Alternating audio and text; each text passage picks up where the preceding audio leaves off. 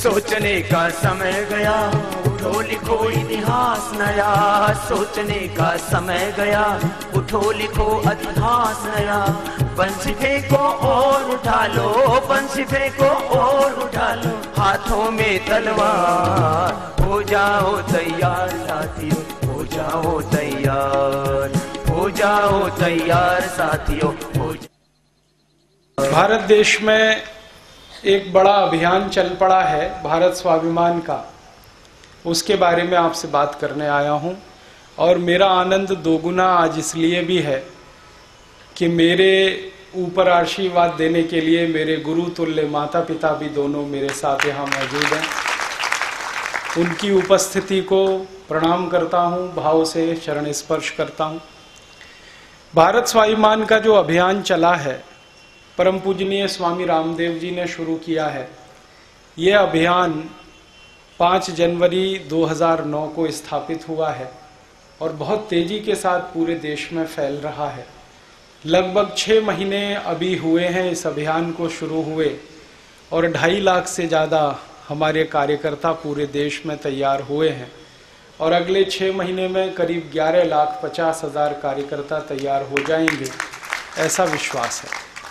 इसके अलावा परोक्ष रूप से हमें काम में मदद देने के लिए सहयोगियों की संख्या करोड़ों में है इस देश में। लगभग 5 करोड़ से ज़्यादा हमारे सहयोगी तैयार हो रहे हैं इस काम में हमारे लिए तन मन धन से मदद देने के लिए। इस अभियान को क्यों शुरू किया है, इसकी ज़रूरत क्या है, भारत देश की आज़ादी के 62 साल के बाद इस तरह का काम करने का महत्व क्या है, ये सब बड़े प्रश्न हैं। कोशिश करूंगा कि मेरे व्याख्यान से उनका जवाब मिल सके और मेरे व्याख्यान के बाद मैं आपको भरपूर समय दूंगा प्रश्नोत्तर करने के लिए। आप जितनी देर यहाँ प्रश्न करना चाहेंगे मैं यहाँ बैठूंगा, आपके प्रश्नों का उत्तर देने की कोशिश करूंगा। भारत स्वाभिमान का अभियान जो शुरू हुआ है वो क्यों हुआ है और ये अभियान क्या है, हम क्या करना चाहते हैं, हमारा उद्देश्य क्या है, हमारी नीतियाँ क्या हैं, इन सब बातों को शुरू करने से पहले देश के बारे में थोड़ी जानकारी आपसे कहना चाहता हूँ। अपने भारत देश की आज की जो वर्तमान परिस्थिति है बड़ी भयावह है। देश की दशा और दिशा दोनों ही ठीक नहीं है। हमारे भारत की जो दशा है बहुत खराब है। आज़ादी के 62 साल के बाद इतनी खराब स्थिति किसी देश की हो सकती है, ये सुनकर बहुत अफसोस मन में होता है। और ये एक ऐसे देश के बारे में अफसोस होता है जिस देश में महात्मा गांधी, सरदार भगत सिंह, ऊधम सिंह, चंद्रशेखर आज़ाद, तात्या टोपे, नाना साहब पेशवा, नाना फडणवीस, झांसी रानी लक्ष्मीबाई, रानी झलकारी बाई, कित्तूर चेन्नम्मा, रानी दुर्गावती, ऐसे महान महान क्रांतिवीरों की जन्मस्थली कर्मस्थली जो देश रहा, उस देश के बारे में ये जान और सोचकर बहुत अफसोस होता है कि इतनी खराब हालत है। हमारे महापुरुषों के नाम लेना शुरू करें तो श्री राम, श्री कृष्ण, महावीर, गौतम बुद्ध, नानक साहब, हमारे देश में दक्षिण में हुए तिरुवल्लुवर, सूरदास, तुलसीदास, कबीरदास, ऐसे अनेक अनेक महापुरुषों की जन्मस्थली और कर्मस्थली भारत, उसकी आज की दशा देखकर बहुत अफसोस और दुख होता है। कभी इस देश में राम राज्य रहा, कभी इस देश में कृष्ण राज्य रहा। राम राज्य के बारे में आप सभी जानते हैं, दैहिक दैविक भौतिक तापा, राम राज्य में कदहु न व्यापा। माने भगवान श्री राम की राज्य की स्थिति ऐसी रही है कि दैविक दुख, दैहिक दुख और भौतिक दुख कभी किसी को नहीं रहा। और ये 3 तरह के ही दुख जीवन में सबसे बड़े होते हैं। कभी नहीं रहे इस देश में ऐसा राज्य, कभी चलता रहा जिस देश में आज उस राज्य में हर व्यक्ति को दैहिक दुख, हर व्यक्ति को दैविक दुख, हर व्यक्ति को भौतिक दुख हो गया, तो ये तो बिल्कुल उल्टा हो गया। क्या हो गया हमारे देश को? कौन सी ऐसी विपदा ने घेरा, कौन सी ऐसी हमारी कर्महीनता की स्थिति बनी है, क्या हो गया है जो हम इतनी दारुण स्थिति में हैं? जिस भारत में श्री राम ने कभी शासन किया और राम राज्य में कभी कोई गरीब नहीं, भूखमरी का शिकार नहीं, कोई चोरी नहीं करता, कोई डकैती नहीं डालता, किसी को फांसी नहीं देनी पड़ती, कोई अपराध नहीं होता, ऐसा आदर्श राज्य जिस देश में रहा हो, उस देश के आज के राज्य की व्यवस्था बहुत शोचनीय है, बहुत ज़्यादा दुर्गतिपूर्ण है। कुछ छोटी छोटी बात आंकड़े में करूं तो वो कुछ ऐसी बातें हैं। 115 करोड़ की आबादी का देश है और इस 115 करोड़ की आबादी के देश में 84 करोड़ लोग इतने गरीब हैं जिनके पास एक दिन में खर्च करने के लिए 20 रुपया नहीं। इतनी दारुण स्थिति है इस देश की। हमारे भारत देश की जो सरकार चल रही है इस समय, उसके प्रधानमंत्री हैं डॉक्टर मनमोहन सिंह। डॉक्टर मनमोहन सिंह के एक बहुत अच्छे मित्र हैं, उनका नाम है प्रोफेसर अर्जुन सेन गुप्ता। बहुत बड़े अर्थशास्त्री हैं, आर्थिक विषय के बड़े विशेषज्ञ माने जाते हैं प्रोफेसर अर्जुन सेन गुप्ता। हमारे देश की सरकार का एक बड़ा विभाग होता है जिसका नाम है योजना विभाग, प्लानिंग डिपार्टमेंट। पंचवार्षिक योजनाएं जहां से बनती हैं, उस विभाग के सालों साल उपाध्यक्ष रहे प्रोफेसर अर्जुन सेन गुप्ता। श्रीमती इंदिरा गांधी जब इस देश में प्रधानमंत्री हुआ करती थी तो उनके आर्थिक सलाहकार रहे प्रोफेसर अर्जुन सेन गुप्ता। बंगाल की सरकार के सालों साल वित्त मंत्री रहे प्रोफेसर अर्जुन सेन गुप्ता। दुनिया के कम से कम 25 से ज्यादा विश्वविद्यालयों के विजिटिंग प्रोफेसर हैं professor Arjun Sen Gupta. Oxford university में लेक्चर के लिए जाते हैं, कैम्ब्रिज में जाते हैं, पेंसिल्वेनिया में जाते हैं, बफेलो में जाते हैं, स्टैनफोर्ड यूनिवर्सिटी में जाते हैं। दुनिया भर के जितने बड़े विश्वविद्यालय आप जानते हैं, हर जगह उनकी क्लास होती है, उनके लेक्चर्स होते हैं। इतने विद्वान व्यक्ति को भारत की सरकार ने एक जिम्मेदारी दी थी थोड़े साल पहले, लगभग 5 साल हो गया, और उनको ये कहा था कि भारत की आज़ादी के 62 साल के बाद गरीबी की स्थिति क्या है, इसका पता लगाइए, इस पर अध्ययन करिए। प्रोफेसर अर्जुन सेन गुप्ता ने 5 साल अध्ययन किया। अध्ययन करने के बाद एक बड़ी रिपोर्ट तैयार की है जो करीब 700 पेज की है। पूरी रिपोर्ट तो नहीं सुना सकता, समय की बहुत कमी है, लेकिन उस रिपोर्ट का सबसे मुख्य अंश मैं आपसे कहना चाहता हूं वो ये कि प्रोफेसर अर्जुन सेन गुप्ता ने रिपोर्ट में लिखा कि मुझे इतनी हैरानी है, इतना अफसोस है, इतना दुख है ये कहते हुए कि आज़ादी के 62 साल के बाद इस देश के विकास का काम बिल्कुल ना के बराबर हुआ है। ये एक बहुत विद्वान प्रोफेसर कह रहा है। उनका किसी पार्टी से कोई लेना देना नहीं है इस समय। वो कह रहे हैं कि विकास का काम बिल्कुल ना के बराबर हुआ है, लगभग विकास नहीं हुआ है। क्यों? वो ये कहते हैं कि जब आज़ादी आई 1947 में तो 4 करोड़ लोग गरीब थे और जनसंख्या उस समय लगभग 33 करोड़ थी। अब आज़ादी के 62 साल के बाद जनसंख्या 115 करोड़ हो गई और गरीबों की संख्या 84 करोड़ हो गई। माने आज़ादी के 62 साल में गरीबी बहुत तेजी से बढ़ी है इस देश में। अंग्रेजों के ज़माने में गरीबी आई थी, उसका कारण था कि अंग्रेज हिंदुस्तान का धन और संपत्ति सब लूट कर ले गए, इसलिए गरीबी आ गई इस देश में। लेकिन अंग्रेजों के जाने के बाद क्या हो गया इस देश को? इतनी गरीबी कहाँ से आ गई इस देश में? अगर गरीबी को हम ऐसा मान लें कि जनसंख्या के हिसाब से बढ़ती है, हमारे देश में कुछ अर्थशास्त्री हैं जो ये तर्क देते हैं कि जितनी संख्या बढ़ेगी लोगों की उतनी गरीबी बढ़ेगी।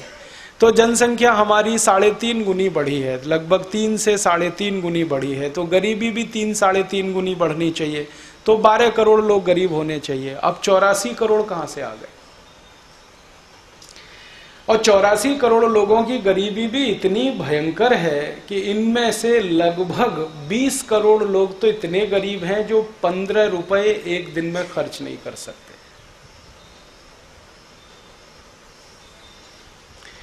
लगभग हमारे देश में 20 करोड़ लोग एक दिन में 15 रुपए खर्च नहीं कर सकते। 12 करोड़ लोग ऐसे हैं जो एक दिन में 7 रुपए खर्च नहीं कर सकते, और करीब करीब 10 से 11 करोड़ ऐसे हैं जो एक दिन में 5 रुपए खर्च नहीं कर सकते। इतनी गरीबी हमारे देश में।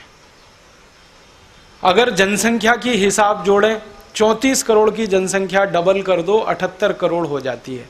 तो आज़ादी के समय में जितनी जनसंख्या थी उससे दुगने से ज्यादा तो अभी गरीब हैं इस देश में। तो प्रोफेसर अर्जुन सेन गुप्ता ने अपनी रिपोर्ट में एक बहुत बड़ा सवाल खड़ा किया है।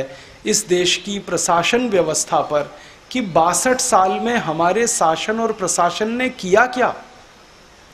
गरीबी कम होने की बजाय और तेजी से बढ़ गई।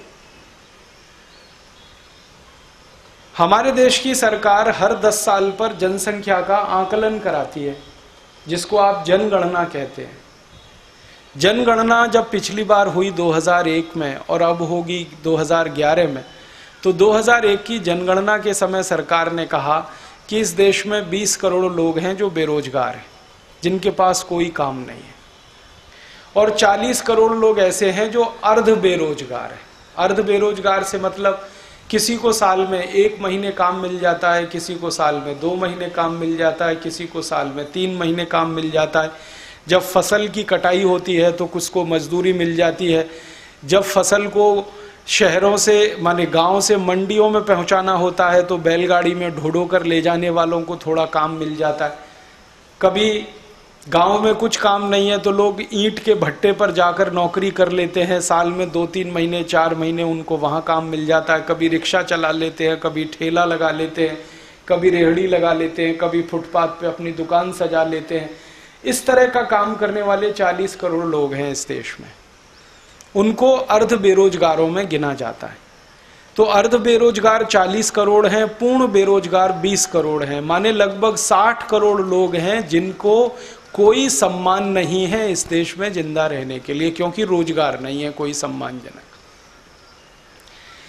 इन्हीं में वो लोग शामिल हैं जिनको आजकल हमारी सरकार के द्वारा कुछ काम दिया जाता है, 100 रुपए रोज का 3 महीने तक साल में। आप जानते हैं कि योजना चल रही है भारत सरकार की ग्रामीण विकास के लिए, तो उसमें 3 महीने काम मिलता है। और वो काम भी ऐसा विचित्र है, खड्डा खोदो फिर मिट्टी डालो, फिर खड्डा खोदो फिर उसी में मिट्टी डालो, इसी का काम दे देते हैं 100 रुपए रोज का। इतना अपमानजनक है। वहीं खड्डा खोदा, थोड़ी देर में उसी पे मिट्टी डलवाते रहते हैं, क्योंकि उनके पास सच में कोई उत्पादक काम नहीं है। किसी तरह से बेगार टालने वाली स्थिति है, वो भी इन्हीं 60 करोड़ में शामिल है। तो आजादी के बाद हमने किया क्या है इस देश के साथ? 60 करोड़ लोगों को आज तक हम काम नहीं दे पाए, रोजगार नहीं दे पाए। फिर आप बोलेंगे कुछ लोगों को तो रोजगार मिला हुआ है इस देश में। हाँ, मिला हुआ है। हमारे देश की सेना में काम करने वाले जो सैनिक हैं, थल सेना, जल सेना, वायु सेना में लगभग 20 लाख के आसपास हैं कुल। 14 लाख तो आर्मी में है, बाकी एयरफोर्स और नेवी में। फिर अर्धसैनिक बल हैं हमारे देश में, बॉर्डर सिक्योरिटी फोर्स है और सीआरपीएफ वगैरह है, वो 35 से 40 लाख हैं। फिर हमारी रेलवे में 15 लाख लोग काम करते हैं। फिर बैंकों में करीब 17 लाख लोग काम करते हैं। फिर बीमा कंपनियों में कुछ 12-13 लाख लोग काम करते हैं। फिर भारत के पब्लिक सेक्टर में कुछ लोग काम करते हैं। फिर सरकारी नौकरियों में काम करते हैं। फिर राज्य सरकारी नौकरियों में काम करते हैं। ऐसे कुल लोग अगर मिला दिए जाएं ऊपर से नीचे तक, प्रधानमंत्री से लेकर और चतुर्थ क्लास कर्मचारी तक, तो भारत के 35 राज्यों में कुल जमा 2 करोड़ लोग हैं ऐसे। बस 2 करोड़ लोग हैं जिनको परमानेंट नौकरी है, परमानेंट, जिनकी कहीं नौकरी जाने वाली नहीं है। भले उनकी तनख्वाह के लिए कर्ज लेकर सरकार को काम करना पड़े, लेकिन उनकी तनख्वाह बदस्तूर रहने वाली है। और यही 2 करोड़ लोग हैं इस देश में जिनको टीए मिलता है, जिनको डीए मिलता है, जिनको एचआरए मिलता है, और उनका टीए डीए एचआरए समय के हिसाब से बढ़ता रहता है। अगर हमारे देश में इन्फ्लेशन बढ़ गया, मुद्रास्फीति जिसको आप कहते हैं, तो उनका टीए बढ़ जाएगा। अगर इन्फ्लेशन बढ़ गया तो डीए बढ़ जाएगा। अगर इन्फ्लेशन बढ़ गया तो एचआरए बढ़ जाएगा। उनके दूसरे अलाउंसेस उनको मिल जाएंगे। मतलब कहने का सीधा सा ये है कि 115 करोड़ के हिंदुस्तान में 2 करोड़ लोगों की जिंदगी बड़े मजे की, ऐश की, आराम की और आनंद की है। 2 करोड़ लोग, बाकी सब भिखमंगों की हालत में। और ये जो 2 करोड़ लोग हैं, इनमें मैंने इनको भी शामिल कर रखा है। टाटा, बिरला, डालमिया, धीरू भाई अंबानी, नुस्ली वाडिया, गोयनका, मुकेश अंबानी, अनिल अंबानी, इनको भी शामिल कर रखा है। अब कैसा हिंदुस्तान बना है 62 साल की आजादी में? एक दिन मैं रिलायंस कंपनी के बैलेंस शीट पढ़ रहा था, उनके कुछ डेटा निकाल रहा था, आंकड़े निकाल रहा था, तो पता चला कि मुकेश अंबानी और अनिल अंबानी दोनों की 1 मिनट की आमदनी 20,000 रुपए। 1 मिनट की आमदनी मिला के नहीं, अलग अलग। मुकेश अंबानी की 1 मिनट की आमदनी 20,000 है 1 मिनट की, तो पूरे दिन की आमदनी 12 से 13 लाख के आसपास निकलती।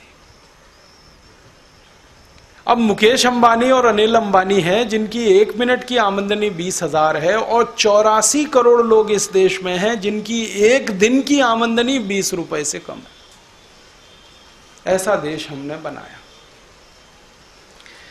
अगर इसको किसी मुहावरे में कहना पड़े तो कुछ ऐसा ही देश है ये, कि संपत्ति और समृद्धि के कुछ थोड़े बहुत टापू बन गए हैं, बाकी गरीबी का महासागर और दलदल इस देश में लहरा रहा है। आप में से भी जो लोग यहां बैठे हैं, काफी 80 से 90% आप में से वही लोग हैं वो जो 2 करोड़ वाली श्रेणी में आते हैं। हाँ, आप लोग 84 करोड़ वालों में से नहीं हैं। उनको तो सुबह को खाकर शाम की जी, और शाम को खाकर अगले सुबह की, इसी चिंता में जिंदगी बीतती है। तो हमने किया क्या है इस देश में आजादी के बाद, ये बड़ा प्रश्न खड़ा हुआ है। और हमारे देश की संसद अब इस मुद्दे पर बहस करने को तैयार नहीं है। प्रोफेसर अर्जुन सेन गुप्ता को मैं 2 बार मिला ये रिपोर्ट आने के बाद, और मैंने उनसे कहा कि आपकी रिपोर्ट आ गई? हाँ आ गई। आपने संसद को दे दिया? हाँ दे दिया। प्राइम मिनिस्टर को दे दिया? हाँ दे दिया। आगे क्या? तो उन्होंने कहा आगे क्या, वो कूड़े की टोकरी में चली गई। आगे क्या? जैसे सब रिपोर्ट आती है और चली जाती है। तो मैंने कहा अगर कूड़े की टोकरी में ही डालना था तो आपने 5 साल इतनी मेहनत क्यों की? तो उन्होंने कहा मैंने मेहनत सिर्फ इसलिए की कि देश के लोगों की आंखें खोल सकूं कि हुआ क्या 62 साल में। हम तो 62 साल में ये मान के बैठे हैं कि देश ने बड़ी तरक्की कर ली है, बड़ा विकास कर लिया है इस देश ने। और हमारे तरक्की और विकास को हम नापते कहां से हैं? बड़े बड़े फ्लाईओवर बन गए हैं, 6 लेन की सड़क बन गई है, प्रधानमंत्री सड़क योजना, चतुर्भुज, वो जो है गोल्डन क्वाड्रिलेटरल और फिर गोल्डन ट्रायंगल, ये सब बन गए हैं। बड़े बड़े 5 स्टार होटल बन गए हैं, बड़े बड़े मॉल्स बन गए हैं, शॉपिंग कॉम्प्लेक्स हो गए हैं। कहीं कहीं शहरों में मेट्रो ट्रेन चलने लगी है, कहीं मोनो रेल चलने लगी है, हवाई जहाज आसानी से उड़ने लगे हैं, हवाई जहाज में यात्रा करने वाले लोग बढ़ने लगे हैं, रेल में AC क्लास में सफर करने वालों की संख्या बढ़ गई है। तो हम तो ये सब देख के कहते हैं देश ने बड़ा विकास कर लिया है। लेकिन अगर जनसंख्या की बढ़ोतरी के हिसाब से इसको निकाल कर देखना शुरू करें तो ये बिल्कुल शून्य के नजदीक नजर आता है, नेग्लिजिबल नजर आता है जनसंख्या वृद्धि के हिसाब से देखें तो। दूसरा हिस्सा ही है जो बहुत बड़ा नजर आता है, गरीबी, भुखमरी, बेकारी का। तो प्रोफेसर अर्जुन सेन गुप्ता कमीशन की रिपोर्ट पढ़ने के बाद मेरी तो बहुत बेचैनी बढ़ गई कि ये हुआ क्या हमारे यहाँ। हम तो ये मानते थे कि 62 साल सरकार ने बहुत काम कर दिया, लेकिन रिपोर्ट ने तो सरकार की सारी पोल खोल दी। और वो रिपोर्ट कोई ऐसे आदमी की होती जो साधारण है, कोई राजनेता अगर उस रिपोर्ट को बनाता तो मैं कतई आपके सामने ये बात कहने के लिए नहीं आता, क्योंकि राजनेताओं की बातों पर भरोसा कर पाना अब हमारे लिए संभव नहीं रहा है। हाँ, किसी पार्टी के अध्यक्ष ने ये कहा होता, उपाध्यक्ष ने कहा होता, संसद में बैठे हुए MPs या MLAs विधायिका में बैठे हुए उन्होंने कहा होता, हम कभी बात ही नहीं करते क्योंकि उनकी बातों पर तो बात करना ही मूर्खता है। लेकिन एक बड़े विद्वान व्यक्ति के द्वारा तैयार की गई रिपोर्ट, जिसने सारी दुनिया में अपना लोहा मनवाया है, और वो ईमानदार और निस्वार्थ भाव से इस बात में लगा हुआ है कि आज़ादी के 62 साल इस देश में हुआ क्या, ये जानना चाहिए, वो बताने के लिए ये रिपोर्ट उन्होंने तैयार की है। गरीबी मिटी नहीं, बहुत बढ़ गई। बेरोजगारी खत्म नहीं हुई, बहुत बढ़ गई। लोगों की भुखमरी भी कम नहीं हुई, बहुत बढ़ गई। आपको शायद मालूम है या नहीं, 20 करोड़ लोग इस देश में भूखे पेट सोते हैं रोज रात को। हमारी सरकार के आंकड़े हैं और उस रिपोर्ट में भी ये जानकारी है, 20 करोड़ लोग भूखे सोते हैं। आधे से ज्यादा बच्चे जो जन्म लेते हैं इस देश में, वो अपनी उम्र के 3रे महीने में मर जाते हैं, क्योंकि उनकी माँ उनको दूध पिलाने की स्थिति में नहीं होती, क्योंकि माँ के शरीर में दूध नहीं बनता, क्योंकि माँ को संपूर्ण भोजन नहीं मिलता, खुराक नहीं मिलती। आधे से ज्यादा बच्चे 3रे महीने उम्र तक पहुंचते मर जाते हैं। आजादी के 62 साल हो गए, हमारे देश की 50% आबादी अभी भी अनपढ़ है, निरक्षर है, जिसको पढ़ाई लिखाई के बारे में कुछ पता नहीं, क्योंकि स्कूल नहीं, कॉलेज नहीं। हमारे देश में अगर आंकड़ों में आप देखेंगे तो स्कूलों की संख्या लगभग 13 लाख है, लेकिन जब मैंने ज्यादा बारीकी से देखना शुरू किया तो इन 13 लाख स्कूलों में 90% स्कूल ऐसे हैं जहां विद्यार्थियों के लिए टॉयलेट और बाथरूम की व्यवस्था नहीं है, मूत्रालय नहीं है, संडास घर नहीं। जिन स्कूलों में मूत्रालय ना हो, संडास घर ना हो, वहां बिल्डिंग कैसी होगी आप अंदाजा लगा सकते। हमारे देश में जितने विद्यार्थी कक्षा 1 में पढ़ने के लिए भर्ती होते हैं, कक्षा 8 तक आते आते आधे विद्यार्थी उसमें से निकल जाते हैं, जिनको अंग्रेजी में कहते हैं ड्रॉप आउट्स, आधे से ज्यादा। और जो उच्च शिक्षा के द्वारा तैयार होकर निकल आते हैं, 35 से 40 लाख विद्यार्थी हर साल इस देश में ग्रेजुएट और पोस्ट ग्रेजुएट होते हैं, वो बेरोजगारों की भीड़ में शामिल हो जाते हैं, क्योंकि उनके पास रोजगार की कोई व्यवस्था नहीं।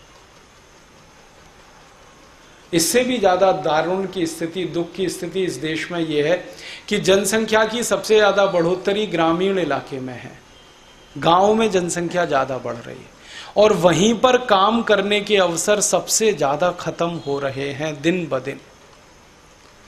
हर साल हमारे देश में 1,80,00,000 नए लोग बढ़ जाते हैं, माने बच्चे पैदा हो जाते हैं साल में। 1,80,00,000 का मतलब है एक ऑस्ट्रेलिया हर साल इस देश में जुड़ जाता है। ऑस्ट्रेलिया की पूरी आबादी 1,80,00,000 की है, तो एक ऑस्ट्रेलिया नाम का देश हर साल इस देश में जुड़ जाता है। 1,80,00,000 नए बच्चे पैदा हो जाते हैं, और हर साल हमें 1,80,00,000 नए रोजगार की जरूरत है, लेकिन हर साल इस देश में 25 से 30 लाख रोजगार जो पहले से मिले हुए हैं वो खत्म होते जाते हैं। नए रोजगार तो सवाल ही नहीं। अब समस्या क्या है, गांव में जनसंख्या ज्यादा बढ़ती है, खेती योग्य जमीन गांव में है नहीं। 14 करोड़ हेक्टेयर कुल जमीन है जहां पर खेती होती है इस देश में, 70 करोड़ एकड़ के बराबर। अब 70 करोड़ एकड़ जमीन पर हर साल 1,80,00,000 लोगों का बोझा बढ़ता जाए तो ये जमीन कितने दिन बर्दाश्त करेगी।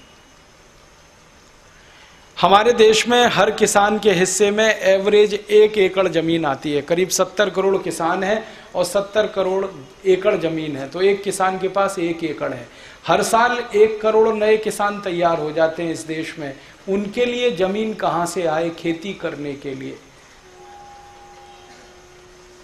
तो परिणाम क्या होता है, गांव में बोझा बढ़ता है जमीन पर, तो लोग गांव से शहर भागते हैं रोजी रोटी की तलाश में। शहर में झुग्गी झोंपड़ियां बढ़ती चली जाती। गांव से जो लोग विस्थापित होकर शहर में आते हैं वो झुग्गी झोंपड़ियों की संख्या बढ़ाते हैं। और हमारे हर बड़े शहर में आप जाकर देख सकते हैं एक विशाल झुग्गी झोंपड़ी रहती है। कभी बंबई जाने का मौका मिले तो चले जाइए, एशिया खंड की सबसे बड़ी झुग्गी झोंपड़ी बंबई में ही है, धारावी। और बंबई शहर की 65% आबादी झुग्गी झोंपड़ी में रहती है।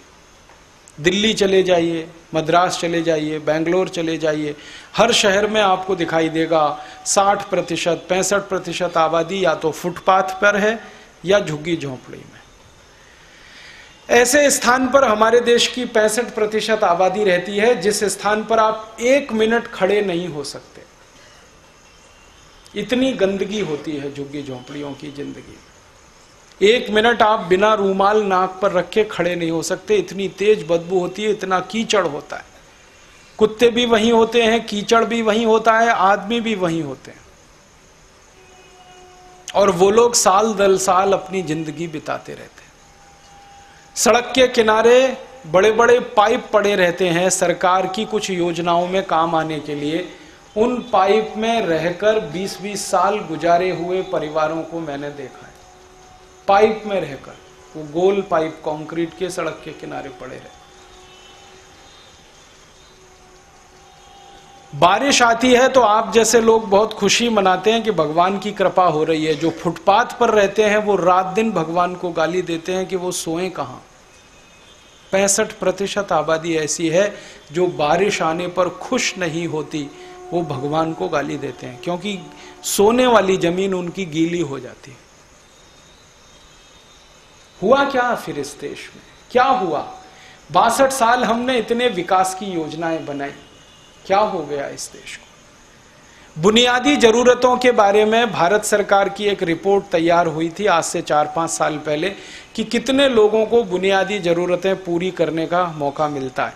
7 करोड़ परिवार हैं सिर्फ जिनकी बुनियादी जरूरतें पूरी होती हैं।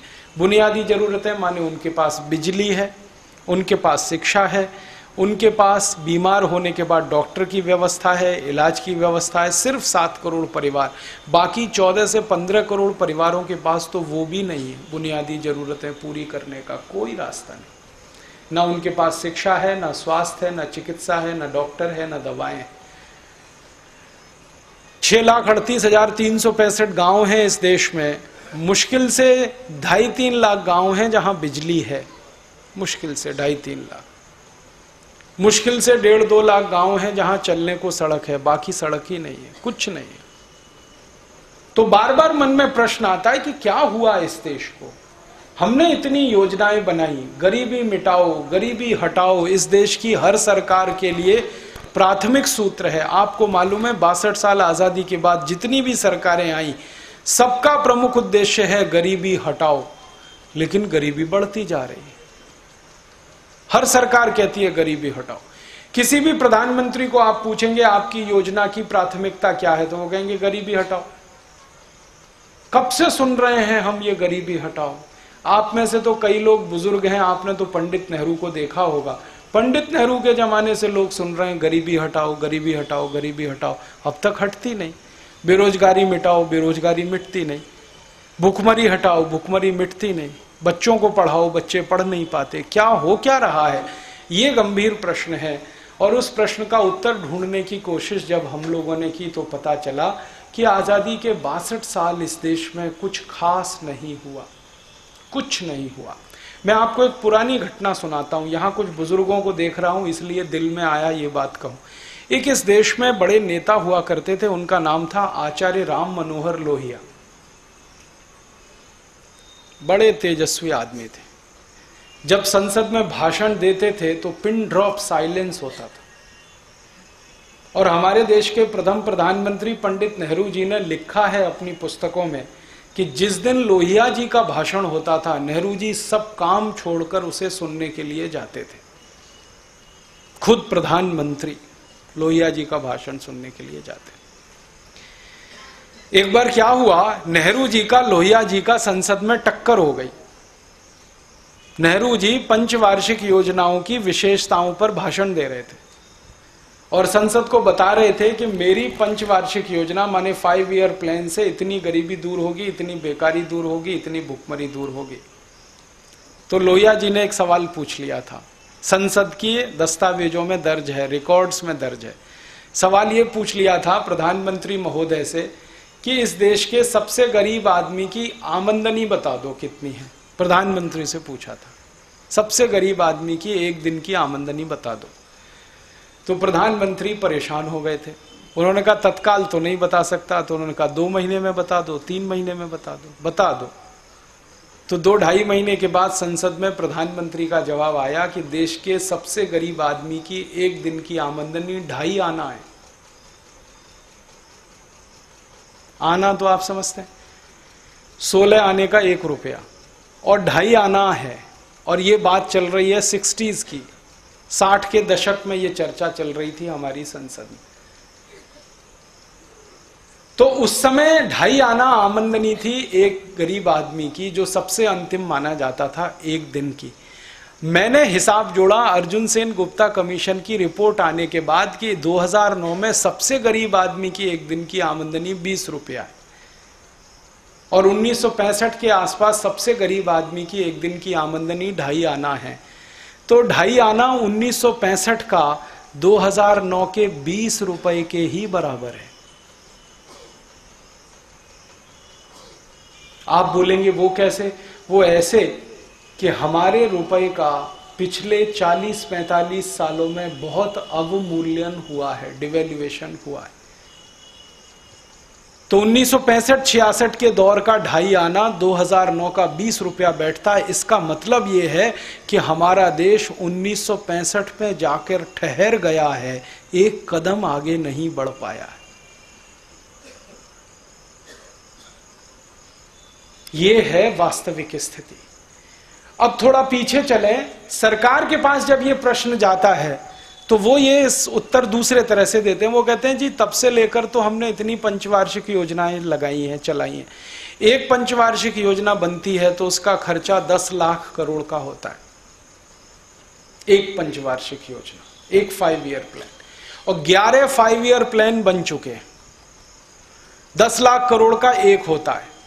तो सीधा सीधा हिसाब निकलता है 110 लाख करोड़ रुपए तो सरकार ने खर्च कर ही दिए। अब 110 लाख करोड़ रुपए जिस देश की पंचवार्षिक योजना में खर्च हो चुके हैं, वहां 84 करोड़ लोग गरीब कैसे हैं, यह समझ में नहीं आता। एक दिन मैंने सोचा कि ये 110 लाख करोड़ रुपए को एक एक आदमी को ऐसे ही बांट देते तो हर आदमी इस देश में लखपति हो जाता है, क्योंकि 115 करोड़ की तो जनसंख्या है और 110 लाख करोड़ रुपया खर्च हो चुका है। करोड़ से करोड़ को काट दो, 110 लाख बचता है और 110 लाख में 110 का भाग दे दो, हर आदमी पर 1 लाख रुपए तो निकल ही आता है ना। तो हर आदमी लखपति हो जाता अगर ये योजनाएं ना होती, सीधे रुपया उनको दे दिया जाता। माने गरीबी से तो बाहर आ ही जाता हर आदमी, लेकिन योजनाएं सरकार ने बनाई तो गरीब तो वहीं के वहीं रहे और ज्यादा बढ़ गए। योजना चलाने वालों की गरीबी जरूर दूर हो गई।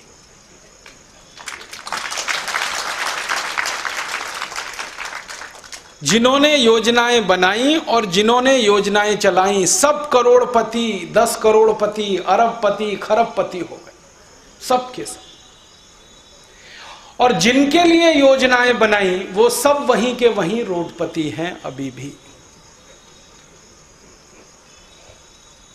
मतलब सीधा सा ये है कि जो व्यवस्था के हिस्से हैं, अंग हैं, व्यवस्था बनाई गई योजनाओं को चलाने के लिए, वो व्यवस्था तो करोड़पति, अरबपति, खरबपति हो गई, लेकिन जिनके लिए वो चलाई गई थी वो वहीं के वहीं खड़े हैं। इसका मतलब इस व्यवस्था में खोट है, इस व्यवस्था में दोष है।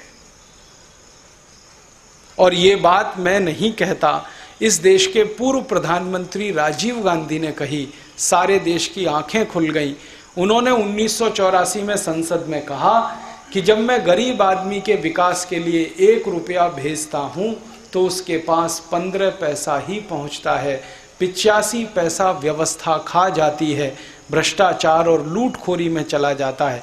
ये 1984 में उन्होंने कहा था, जब भ्रष्टाचार बहुत कम था। अब 2009 आ चुका है, भ्रष्टाचार और बढ़ गया है। हो सकता है अब 1 रुपया दिल्ली से आता हो तो नीचे 5 पैसा भी नहीं पहुंचता हो।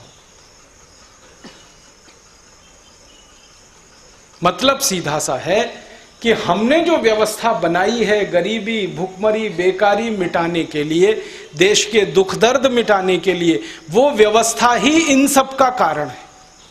गरीबी का, भुखमरी का, बेकारी का, हमारे दुख दर्दों का। माने व्यवस्था में दोष है, व्यवस्था में खोट है।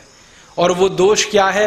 राजीव गांधी ने कहा कि इस पूरी व्यवस्था में भयंकर लीकेज है। उन्होंने एक शब्द इस्तेमाल किया, लीकेज। कहानी कुछ ऐसी है कि एक घड़ा है आपके पास, उसमें आप पानी भरना चाहते हैं और जगह जगह से छेद हैं उसमें। तो 10 साल, 20 साल, 50 साल, 100 साल घड़े को भरते ही रहिए, कभी नहीं बढ़ेगा क्योंकि छेद हैं उसमें। ऐसी हमारी व्यवस्था है।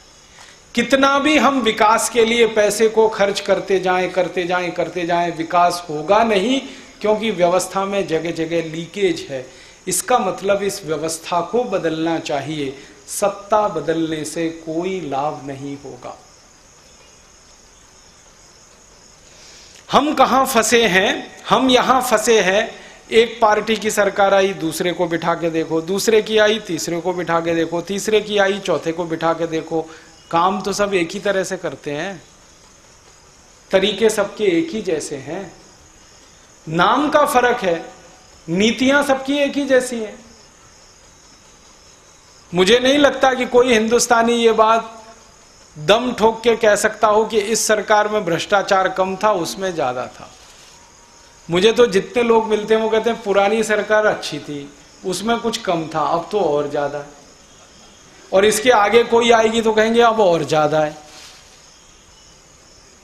सीधा सा मतलब है कि जो व्यवस्था चलाने वाली सरकारें हैं, दोष और खोट वहां पर है। जब तक उस दोष और खोट को आप मिटाते नहीं, तब तक इस देश में गरीबी, बेकारी, भुखमरी दूर होती नहीं। सत्ता बदलने से कुछ नहीं होता। एक को हटाओ, दूसरे को बिठाओ, दूसरे को हटाओ, तीसरे। मेरा कुछ ऐसा मानना है कि अगर कोई गाड़ी खराब है तो कितने दिन ड्राइवर बदल के चलाओगे आप उसे? गाड़ी ही खराब है। आपने कहा भाई इसको ड्राइवर बना लो, उसने चला के देखा, उसने कहा 5 साल चला के छोड़ दिया, वो कहता खटारा है, बेकार है, अब दूसरे को बना लो, तीसरे को बना लो। ड्राइवर बदलने से कुछ नहीं होगा, गाड़ी को ही बदलना पड़ेगा।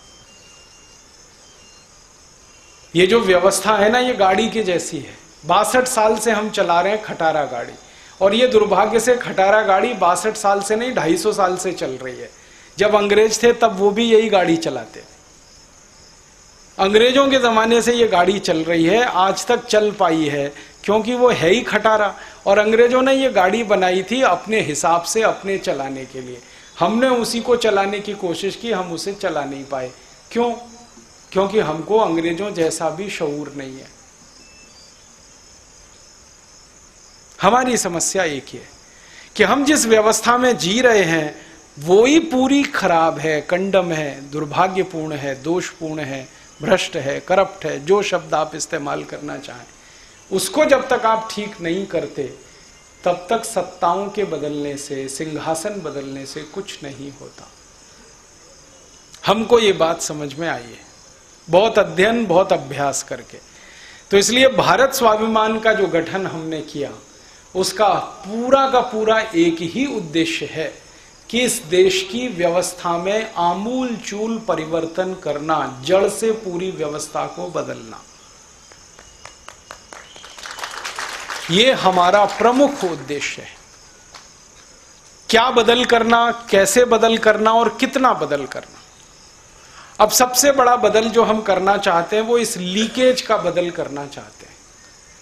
हम हमारी सरकार को टैक्स के रूप में हर साल लाखों करोड़ रुपए देते हैं। अगर ठीक ठीक बात करूं तो 6,14,000 करोड़ रुपए हम सरकार को टैक्स के रूप में देते हैं, दिल्ली सरकार को। राज्य सरकारों की बात करें, मध्य प्रदेश, उत्तर प्रदेश, आंध्र प्रदेश वगैरह वगैरह 35 राज्यों को, और राज्य सरकारों को दिया गया कुल पैसा जोड़ दें और केंद्र सरकार का भी उसमें जोड़ दें तो कुल साल में 20 लाख करोड़ रुपए हम सरकार को देते हैं। राज्यों को, केंद्र को, जिला सरकार को, स्थानीय सरकार। अब जिन सरकारों को साल में 20 लाख करोड़ रुपए लोगों के खून पसीने की कमाई के टैक्स का मिलता हो, और वो सरकारें दांत निकाल के खीखी करें और हंसें कि भाई गरीबी हमसे दूर नहीं होती, बेकारी दूर नहीं होती, भुखमरी दूर नहीं होती, तो इसका माने दोष कहीं वहां पर है बड़ा। हम तो दे ही रहे हैं अपनी ईमानदारी से। इस हिंदुस्तान में आज तक के इतिहास में एक समय भी ऐसा नहीं गया जब सरकार ने लोगों का टैक्स माफ किया हो। कोई एक साल ऐसा नहीं गया। बड़ी बड़ी विपत्तियां आई हैं इस देश पर, सरकार ने टैक्स कभी माफ नहीं किया है। माने हम बराबर ईमानदारी से टैक्स दे रहे हैं। पहले अंग्रेजों को देते थे, अब काले अंग्रेजों को दे रहे हैं बराबर, पूरी ईमानदारी से। इनकम टैक्स दे रहे हैं, सेंट्रल एक्साइज दे रहे हैं, वैल्यू एडेड टैक्स दे रहे हैं, लोकल टैक्सेस दे रहे हैं, रोड टैक्स दे रहे हैं, रोड पर और टोल टैक्स दे रहे हैं। पहले हम रोड टैक्स दे देते हैं, फिर ऊपर से टोल टैक्स देते हैं। हर 20-25 किलोमीटर चलने का टोल टैक्स अलग से देते हैं। मन में कभी सवाल नहीं उठता आपको कि जब हमने रोड टैक्स दे दिया तो ये टोल टैक्स क्यों देना? या तो हम रोड टैक्स नहीं भरे तब समझ में आता है, रोड टैक्स भी दे रहे हैं फिर टोल टैक्स क्यों? हमारे ही रोड टैक्स के पैसे से रोड बन रही है, फिर उसी पे चलने के लिए और टोल टैक्स क्यों? और हर 20-25-50 किलोमीटर पर क्यों? एक दिन मैंने हिसाब निकाला था, दिल्ली से कलकत्ता अगर गाड़ी से आप चले जाएं तो डीजल के खर्चे से ज्यादा टोल टैक्स का खर्चा है। दिल्ली से कलकत्ता सड़क रास्ते से आप चले जाएं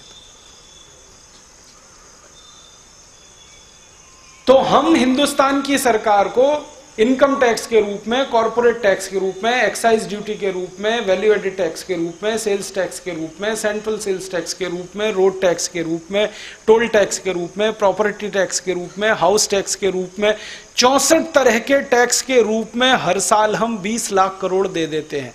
6,14,000 करोड़ केंद्र सरकारों को और बचा हुआ सब राज्य सरकारों को 35 राज्यों में। फिर हमारी गरीबी, भुखमरी, बेकारी क्यों होनी चाहिए? इतना टैक्स हम दे देते हैं। 20 लाख करोड़ पता है कितना धन होता है? आप गिन नहीं सकते। साल भर तक अगर 1000 के नोट आपको दे दिए जाएं सब मिला के,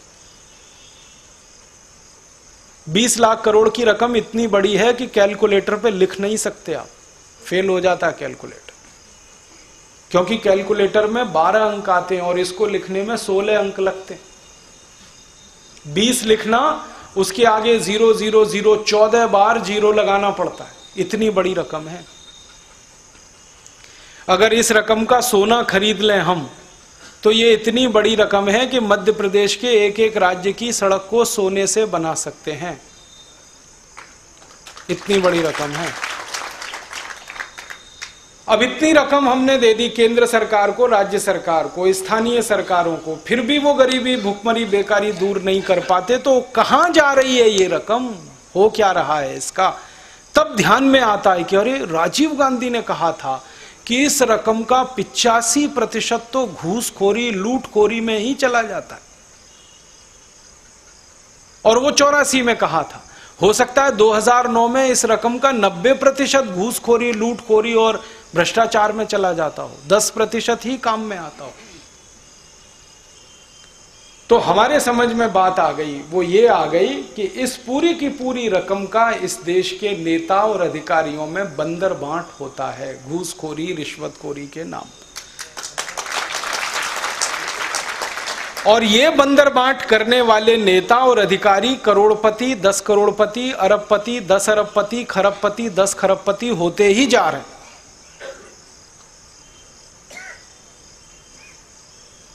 कुछ नेताओं के बारे में मैं केस स्टडी कर रहा हूं और पता यह चल रहा है कि आज से 15-20 साल पहले उनके घर में टूटी साइकिल नहीं थी, और आज उनमें से एक एक के पास 20,000 करोड़, 25,000 करोड़ की संपत्ति है, एक एक के पास। कुछ नेताओं पर जब मैंने केस स्टडी की तो पता चला कि 12-13 साल पहले वो बंबई के दादर रेलवे स्टेशन पर पालक बेचते थे, मेथी बेचते थे, बथुआ बेचते थे। मराठी में इसको भाजी पाला कहते हैं, पत्ते वाली सब्जी। और आज उन तीनों नेताओं की बंबई में 5 से 7,000 करोड़ की प्रॉपर्टी। एक नेता पर मैंने केस स्टडी किया तो पता चला 15-17 साल पहले उसकी जेब में इतना भी पैसा नहीं होता था कि वो चाय खरीद के पी सके। आज उस नेता के पास बंबई से पूना तक की सारी जमीन उसने खरीद के रखी हुई, बंबई से पूना के बीच की सारी जमीन, हजारों हेक्टेयर की जमीन एक नेता के कब्जे में। ऐसे ऐसे इस देश में हजारों हैं, एक दो नहीं। और जब नेता लूटेंगे तो अधिकारी पीछे कैसे हटेंगे? अधिकारियों ने भी लूटा है इस देश को। मेरा जन्म स्थान उत्तर प्रदेश है। उत्तर प्रदेश की सरकार में एक अधिकारी हुआ, उसका नाम है अखंड प्रताप सिंह। चीफ सेक्रेटरी था उत्तर प्रदेश की सरकार का। इससे ऊंचा कोई पद नहीं होता। आईएएस अधिकारियों के लिए चीफ सेक्रेटरी के ऊपर कोई पोस्ट नहीं है, वहां आते आते सब रिटायर हो जाते हैं। वो चीफ सेक्रेटरी के पद से रिटायर हुआ। उसके घर में सीबीआई ने छापा मारा तो 400 करोड़ रुपए कैश मिले थे। 400 करोड़ एक अधिकारी के घर में। और सीबीआई वालों का कहना है कि ये तो उसके कुछ घरों में छापा पड़ा है, अभी कई घर तो पता ही नहीं है। फिर उत्तर प्रदेश के जो आईएएस अधिकारी हैं ना, उनकी एक एसोसिएशन है, उस एसोसिएशन ने उस अधिकारी को महाभ्रष्ट आईएएस अधिकारी का नाम देके उसको घोषित किया, लेकिन तब किया जब सीबीआई का छापा पड़ा, उसके पहले नहीं, अपने नाम को बचाने के लिए। तब तक वो उसी के साथ चाय पीते थे, उसी से गपशप मारते थे। अब अंदाजा लगा सकते हैं, एक चीफ सेक्रेटरी अपनी जिंदगी में 40 साल चीफ सेक्रेटरी रहे, 40 साल, हालांकि रह नहीं सकता, लेकिन 40 साल चीफ सेक्रेटरी रहे और उसकी मैक्सिमम तनख्वाह उसको मिलती रहे और 1 रुपया भी वो उसमें से खर्च ना करे, तो उसको कुल 90 लाख रुपए होना चाहिए। 400 करोड़ कहां से आया? ऐसे इस देश में हजारों अधिकारी, एक दो नहीं, हजारों। तो नेता हैं, उनके साथ अधिकारी हैं, लूट में आकंठ डूबे हुए, दोनों हाथों से ऐसे लूट रहे हैं, कल्पना नहीं हो सकती आपको। मुझे बड़ा अफसोस है ये कहते हुए कि थोड़े साल पहले हम ये सोच के परेशान होते थे, डाकू माधो सिंह, डाकू मोहर सिंह, डाकू जालिम सिंह ये आते थे और घरों को लूट के ले जाते थे, तो हम हाय तौबा करते थे। ये डाकू मोहर सिंह, माधो सिंह, जालिम सिंह तो मरे नहीं, वो तो सब जिंदा है, नाम बदल गए उनके, कोई नहीं मरा। मुझे तो कई बार लगता है कि माधो सिंह, मोहर सिंह, जालिम सिंह की आत्मा ही हमारे नेताओं में प्रवेश कर गई और सड़क चलते नहीं है, पार्लियामेंट में बैठे हैं, विधायिकाओं में बैठे हैं। आपको मालूम है हमारी संसद में 300 से ज्यादा सांसद हैं जिनकी कम से कम इनकम 10 करोड़ से ऊपर है। 300 से ज्यादा सांसद इस देश की संसद में वर्तमान, ऐसी स्थिति इस देश में है। तो बात अब समझ में आ रही है, वो ये कि 62 साल की आजादी में हमने एक ही काम किया, गोरे अंग्रेजों को भगाया, काले अंग्रेजों को बिठाया। गोरे अंग्रेजों ने लूट कर पैसा लंदन में जमा किया, इन काले अंग्रेजों ने लूट लूट कर पैसा स्विस बैंकों में जमा किया। बस इतना ही अंतर है, और कोई बड़ा अंतर नहीं। हमारे नेताओं ने 62 साल खूब पैसा लूटा है, विकास के धन का भ्रष्टाचार में डुबोया पूरा पैसा, और यही कारण से उनकी संपत्ति दिन दुगनी रात चौगनी बढ़ी है। एक साधारण एमएलए हो जाता है, साधारण एमपी हो जाता है, देखो क्या संपत्ति आती है। और एमएलए एमपी तो छोड़ दो, कॉरपोरेटर हो जाता है तो देखो कितनी संपत्ति आती है। ये सारी संपत्ति आती है आपके मेरे खून पसीने की कमाई के दिए गए टैक्स के पैसे को लूट कर, वहां से आती है ये संपत्ति। तो हमारे देश में ये जो प्रजातंत्र चल रहा है, माफ करिएगा, ये लूट तंत्र है, प्रजातंत्र नहीं है। और हर 5 साल के बाद नाटक होता है इस देश में, मैं लूटूंगा या तू लूटेगा, तय कर ले भाई। एक पार्टी होती है सत्ता में जो लूट रही होती है 5 साल से, सामने वाली दूसरी तैयार बैठी है कि अब हमारा नंबर है, तुमने लूट लिया 5 साल, अब हमको दे दो ये गद्दी। और वो आपके सामने आते हैं उल्लू बनाने के लिए कि भाई वोट दे दो, विकास करेंगे। भाई 62 साल से तो किया नहीं, तुम क्या करोगे? फिर कहते हैं जी वोट दे दो, आपकी सेवा करेंगे। तो सेवा करने के लिए वोट ही क्यों लगता है? बिना वोट के भी सेवा होती है। तो वोट देकर वो सेवा का नाम जो लगाते हैं, वो उनको पद चाहिए, प्रतिष्ठा चाहिए, ताकि लूट में हिस्सा उनका बरकरार रहे। मुझे कई बार अफसोस से कहना पड़ता है कि जब आप किसी नेता को एक वोट दे देते हैं तो आप खुद उसको लूट का लाइसेंस दे देते हैं कि जा 5 साल के लिए तेरी मौज, जो लूट सके तू लूट। और 5 साल आपके पास कोई ताकत नहीं है उसको वापस बुलाने की, तो जितना मन में आता है वो लूटता है। और उसे मालूम है कि दोबारा चुन के आया, नहीं आया तो एक बार में सब घर भर लो। तो अभी तो इनकी संपत्ति की जांच अगर आप करा दें हिंदुस्तान के नेताओं और अधिकारियों की, तो आंखें फट जाएंगी आपकी। मैं बिना नाम लिए कह रहा हूं, एक व्यक्ति इस हिंदुस्तान की पॉलिटिक्स में, स्विस बैंक में उसका खाता है 72,000 करोड़ रुपए। एक व्यक्ति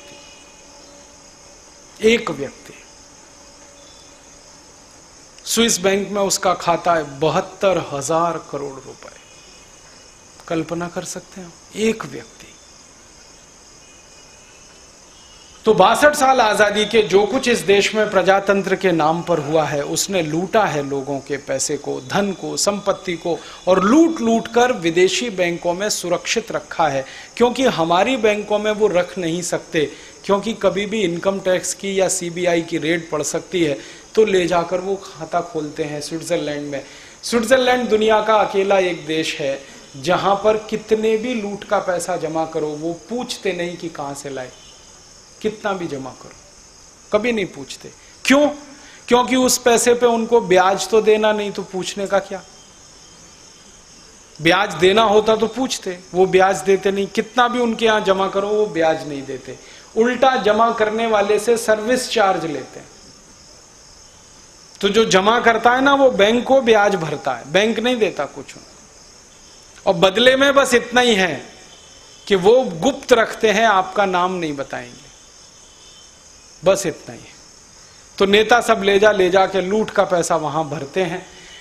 अब ये जो पैसा वहां रखा हुआ है, इसके बारे में जब हमने काफी खोजबीन की, आसानी से तो ये पता नहीं चलता क्योंकि सीक्रेसी के कानून है, फिर भी पता चल गया कि नेताओं ने पिछले 62 साल में लूट लूट कर स्विस बैंकों में 72,80,000 करोड़ जमा करके रखा हुआ है।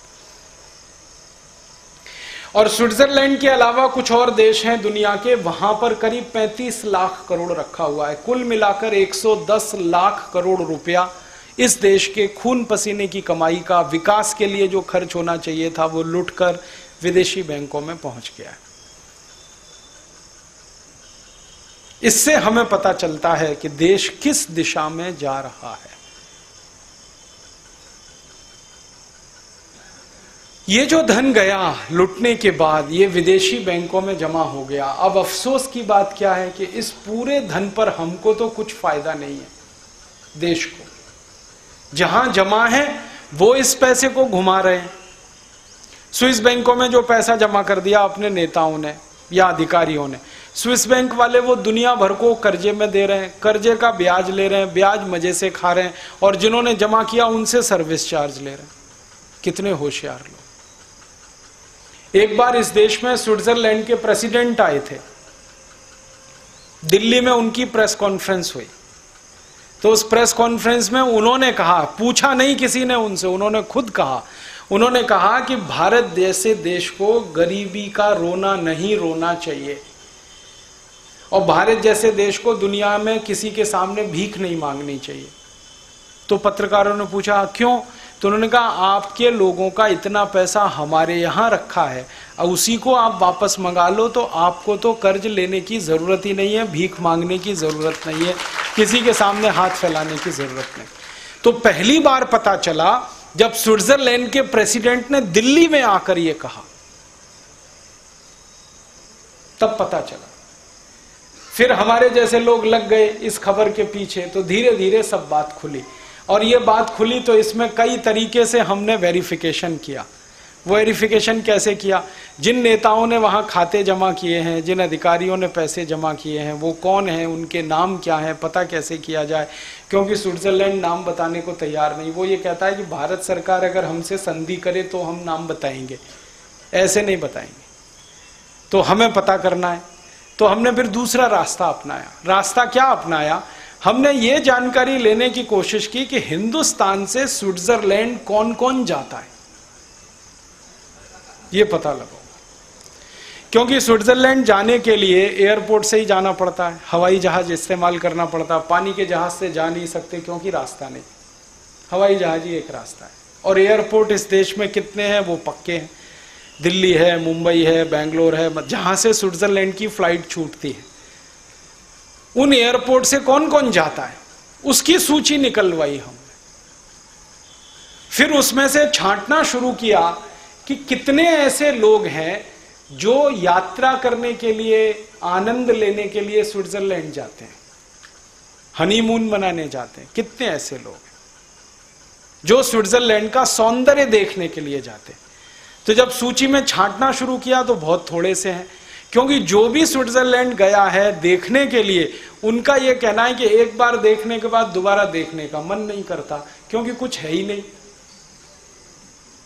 वो ये कहते हैं उससे सुंदर तो अपना पंचमढ़ी है, उससे सुंदर तो जम्मू कश्मीर है, उससे सुंदर तो उत्तराखंड है, उससे सुंदर तो हमारे देश का बहुत सारा इलाका है।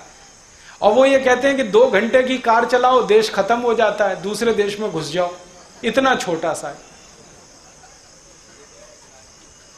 ज्यादा देर घूम भी नहीं सकते। हर 2-3 घंटे की ड्राइव में देश की सीमा खत्म हो जाती है। तो पता चला कि जो यात्रा करने के लिए जाते हैं वो 8-10% हैं, वो बार बार नहीं जाते। फिर ये बार बार जाने वाले कौन है? हर महीने जाते हैं, महीने में 2 बार जाते हैं, कोई तो हफ्ते में 1-2 बार चले जाते हैं, कोई 2-3 महीने में जाते हैं। इनकी सूची बनाई तो पता चला वो 80,000 लोग हैं जो बार बार स्विट्जरलैंड जाते हैं, बार बार जाते हैं, बार बार जाते हैं, बार बार जाते हैं। कभी कभी तो 1 महीने में 4 बार चले जाते हैं। और उस सूची में ऐसे बड़े बड़े नाम हैं कि जब खुलेगा तो आपकी आत्मा हिल जाएगी अंदर से। आप कहेंगे अरे इनको तो हम बड़ा पवित्र मानते थे, अच्छा मानते थे, ये भी स्विट्जरलैंड जाते हैं। ऐसे ऐसे नाम। आपको एक बात बताता हूं कि जब हमारे यहां कोई सरकार गिरती है ना और नई सरकार आती है, तब सबसे ज्यादा जाते हैं उसी दौर में, क्योंकि नई सरकार बनानी है तो रकम चाहिए कि नहीं चाहिए? एमपीज को खरीदना है, एमएलए को खरीदना है, तो रकम कहां से आएगी? वहीं से निकाल के लाते हैं। और इनमें से कुछ तो ऐसे हैं जो गए स्विट्जरलैंड अपनी रकम निकालने के लिए। कुछ नेता ऐसे भी हुए हैं, नाम नहीं लेता उनका। 2 नेता बड़े प्रमुख इस देश में हुए हैं जिनके जॉइंट अकाउंट थे स्विट्जरलैंड में, दोनों ने मिलकर खोला। अब परिणाम क्या हुआ कि एक नेता ने दूसरे को बिना बताए सब निकाल लिया। बताया नहीं, निकाल लिया। और उस एक नेता ने अपने नाम से किसी दूसरी बैंक में ट्रांसफर कर दिया। अब दूसरा नेता जब मुख्यमंत्री के पद से उतरा तब उसको याद आई कि मेरा तो खाता भी है, तो गया तो पता चला रकम तो गायब। परिणाम जानते हैं क्या हुआ? बैंक की लिफ्ट में ही हार्ट अटैक आया और वो मर गया वहां पे। उसकी लाश यहां पे आई थी और वो मुख्यमंत्री पद पर बैठा हुआ व्यक्ति था इस देश। ऐसे भी किस्से हैं कि 2 नेताओं ने जॉइंट अकाउंट खोले, एक ने सब निकाल लिया, पता ही नहीं चला।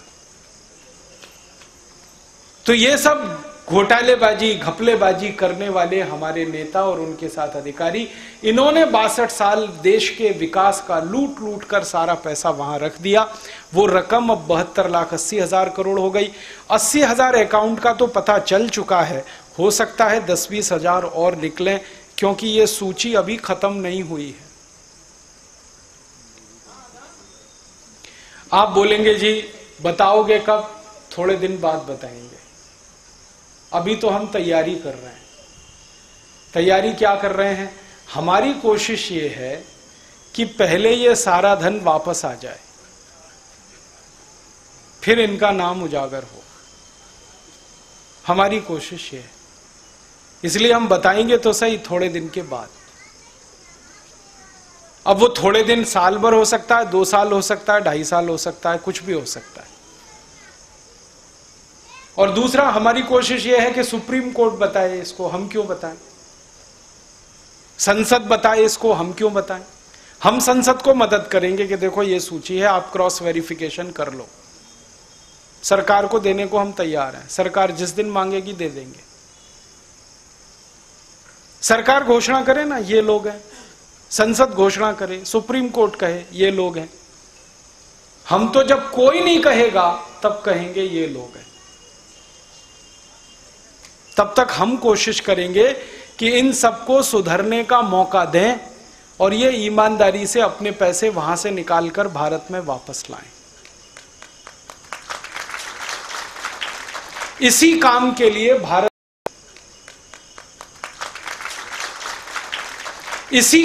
लिए भारत स्वाभिमान अभियान हमने शुरू किया है। ये हमारे अभियान का सबसे प्रमुख उद्देश्य है जिसके लिए ये बना है। आपने स्वामी रामदेव जी का व्याख्यान सुना हो तो बार बार वो कहते हैं भ्रष्टाचार की समाप्ति आर्थिक और राजनीतिक हमारे एजेंडे में सबसे ऊपर है। हम चाहते हैं भ्रष्टाचार खत्म हो, और भ्रष्टाचार के लिए जो लूट हुई है 62 साल, ये लूट का लाभ देश को वापस मिले, जिससे देश वंचित हो गया। आप बोलेंगे ये कैसे होगा, क्या ये पैसा वापस आएगा, क्या देश को फिर मिल पाएगा, क्या इससे देश का विकास हो सकता है? आएगा, अगर आप चाहेंगे तो। हमने चाहा है और आपको बताया है, अब आप भी चाह लेंगे तो आ जाएगा। कैसे आ जाएगा? हमारे देश की संसद के पास इस पैसे को वापस लाने की ताकत है, और हमारे देश के सुप्रीम कोर्ट के पास भी इस पैसे को वापस लाने की ताकत है। मैं आपको एक पुरानी बात बताता हूं। आपको याद है एक प्रधानमंत्री हुए, उनका नाम था पीवी नरसिम्हा राव। उनके जमाने में एक यूरिया घोटाला हुआ था, मालूम है? 133 करोड़ रुपए का एडवांस पेमेंट हुआ, यूरिया का एक दाना भी देश में नहीं आया। ये था यूरिया घोटाला। पैसे दे दिए, यूरिया नहीं आया, पेमेंट हो गया, यूरिया नहीं आया। जब जांच हुई तो पता चला कि बहुत बड़ा घोटाला है, और वो 133 करोड़ का जो पेमेंट हुआ वो स्विट्जरलैंड की बैंक में जाके जमा हो गया। हाँ, तब दिल्ली के हाई कोर्ट में और बाद में भारत के सुप्रीम कोर्ट में 2 याचिकाएं दायर हुई, पब्लिक इंटरेस्ट पिटिशंस, और उस पर हाई कोर्ट का फैसला आया, फिर सुप्रीम कोर्ट का फैसला आया कि यूरिया के पेमेंट में जो पैसा गया वो भारत की राष्ट्रीय संपत्ति है, तो या तो यूरिया आना चाहिए या पैसा वापस आना चाहिए। सुप्रीम कोर्ट के इस फैसले के आने के 15 दिन के अंदर 133 करोड़ रुपया स्विट्जरलैंड से भारत में वापस आ गया। हमारा यह कहना है कि अगर यूरिया घोटाले का पैसा आ सकता है तो सभी घोटालों का पैसा आ सकता है,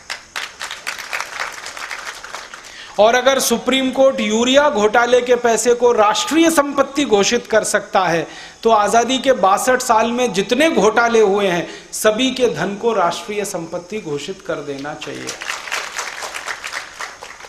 तो इसको वापस लाने का एक उपाय है कि ये धन राष्ट्रीय संपत्ति घोषित हो जाए। आप बोलेंगे इसमें मामला क्या है? मामला सीधा सा ये है कि अंतर्राष्ट्रीय कुछ कानून हैं, उनमें से एक ये है कि किसी भी देश का राष्ट्रीय धन दूसरे देश में जमा नहीं हो सकता। ये अंतर्राष्ट्रीय नियम है, सब देश इसका पालन करते हैं। हर देश का राष्ट्रीय धन उसी देश की बैंकों में जमा हो सकता है। भारत का राष्ट्रीय धन भारत की बैंकों में जमा होगा, पाकिस्तान का पाकिस्तान की बैंकों में। यह नहीं हो सकता कि भारत का धन राष्ट्र का स्विट्जरलैंड में जमा हो जाए। तो इसका हमें लाभ उठाना है। हमें क्या करना है? या तो हमारे सुप्रीम कोर्ट में हम मुकदमा करें भारत स्वाभिमान की तरफ से, उसकी तैयारी हम कर रहे हैं, जनहित याचिका, पब्लिक इंटरेस्ट पिटीशन, कि ये 72,80,000 करोड़ जो गया 62 साल में, ये भारत की राष्ट्रीय संपत्ति है, और कोर्ट में हम आसानी से इसे सिद्ध कर देंगे, इसमें देर नहीं लगेगी। क्यों? हम तो नेताओं की जन्म कुंडली कोर्ट के सामने रखेंगे कि देखो 15 साल पहले इनके पास क्या था, अब क्या है, 10 साल पहले क्या था, अब क्या है, 20 साल पहले क्या था, अब क्या है। पूछ लो इनको बुला बुला के, और जो सही जवाब ना दें तो सबका नार्को टेस्ट करवा लो, उसमें तुम बताएंगे। आपको मैं एक सच्ची बात बताता हूं। आपने एक नाम सुना, अब्दुल करीम तेलगी? वो एक आदमी ने 36,000 करोड़ का घोटाला किया, 36,000 स्टाम्प घोटाला। उसका नार्को टेस्ट हुआ, उसने 19 नेताओं के नाम बताए, 19, और उसमें से 3 तो ऐसे हैं जो इस समय केंद्र सरकार में मंत्री, इस समय 3 नाम तो ऐसे, और 11 नाम ऐसे हैं जो महाराष्ट्र की राज्य सरकार में मंत्री, 3 केंद्र सरकार में मंत्री, और बाकी दूसरे नेता हैं। तो अब्दुल करीम तेलगी ने सबके नाम बता दिए। अब सरकार की हालत खराब ये हो रही है कि उनको उजागर कैसे करें, क्योंकि सरकार उनके समर्थन से चल रही। अब सरकार इंतजार कर रही है कि अब्दुल करीम तेलगी मर जाए। हाँ, सरकार ही प्रार्थना कर रही है कि ये मर जाए और मामला रफा दफा हो जाए, जिनके नाम है वो वहीं दबे रह जाएं, वो उजागर ना होने पाए। ये है स्थिति। तो मतलब कहने का ये है कि कोई अब्दुल करीम तेलगी 36,000 करोड़ का घोटाला तब कर पाता है जब उसको 19 नेताओं का समर्थन और सहयोग मिलता है। मतलब सीधी सी बात है कि इस देश में चोरी और डकैती करने वालों को राजनीतिक संरक्षण मिलने के बाद ही वो करते हैं, ऐसे ही नहीं होता है। तो हम तो अब्दुल करीम तेलगी जैसे लोगों का नार्को टेस्ट करवा लेंगे तो सबके नाम निकल आएंगे, या इनका ही करवा देंगे तो सबके नाम निकल आएंगे। नाम निकालना कोई महत्व की बात नहीं है। महत्व की बात यह है कि इन्होंने जो लूटा हुआ धन है वो वापस आना चाहिए। वो देश का धन है, राष्ट्र का धन है, देश के हित में काम उसको होना चाहिए। तो इसके लिए एक रास्ता तो हमने अपना